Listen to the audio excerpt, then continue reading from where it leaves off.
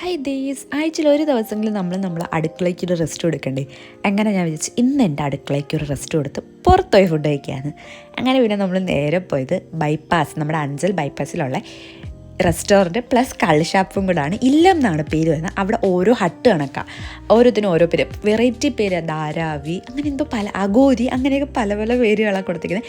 നമ്മൾ കയറി ധാരാവി എന്ന് പറഞ്ഞ ഒരു ഹട്ടിലാണ്. അല്ലാതെ നമുക്ക് ഡൈനിങ് സ്പേസും അവൈലബിൾ ആണ്. നമുക്ക് എന്തോ നമുക്ക് കുറച്ച് പ്രൈവസി ആവുമല്ലോ.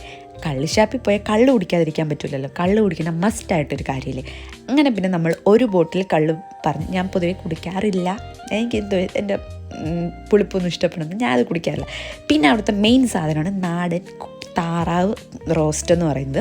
പിന്നെ ഊണും, പിന്നെ എൻ്റെ ഫേവറേറ്റ് സാധനം, ഞാൻ എവിടെ പോയാലും മേടിക്കുന്നതാണ് കപ്പയും കൊഞ്ചും. എനിക്ക് കപ്പയും കൊഞ്ചും ഭയങ്കര ഇഷ്ടം. എനിക്ക് ഏറ്റവും ഇഷ്ടമുള്ള സാധനമാണ് കപ്പ എന്ന് പറയുന്നത്.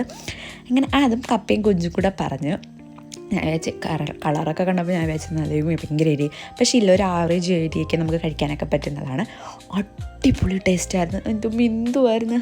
ഇപ്പോഴും ഇത് എഡിറ്റ് ചെയ്ത് വോയിസ് ഓവർ കൊടുത്തുകൊണ്ടിരിക്കാൻ വേണ്ടി നാവിന്ന് അത്ര ടേസ്റ്റായിരുന്നു എനിക്ക്. അങ്ങനെ ഫുള്ള് ഞാൻ അങ്ങനെ പൊതുവെ ചോറങ്ങനെ കഴിക്കാറില്ല, പക്ഷേ ഇത് ഫുള്ള് ഞാൻ കഴിച്ചു. അപ്പോൾ വീഡിയോ ഇഷ്ടപ്പെട്ടാൽ വീഡിയോ ലൈക്കും കമൻറ്റും ചെയ്യണം. അതുപോലെ നിങ്ങൾ എൻ്റെ ചാനൽ സബ്സ്ക്രൈബ് ചെയ്യില്ലെങ്കിൽ സബ്സ്ക്രൈബ്